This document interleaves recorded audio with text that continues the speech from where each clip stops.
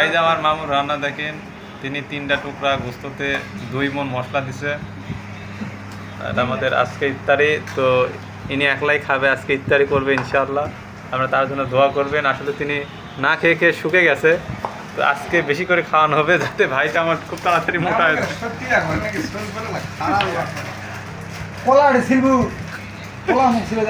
তো আমার মামু খেপা যাচ্ছে।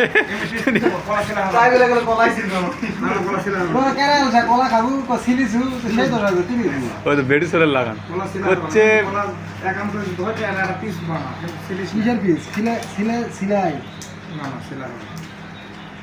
শিলা কথা দেখতেই ভালো লাগে, কিন্তু কেউ খাওয়া চায় না।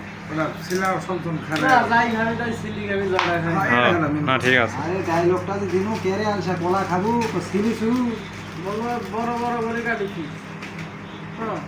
মুখ মুলাতে থাকবো।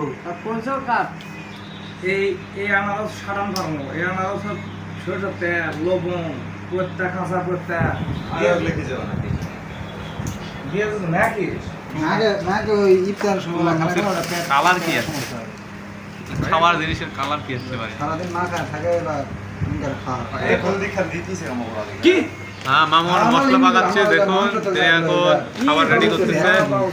এটা হলো আমাদের প্রবাস জীবন।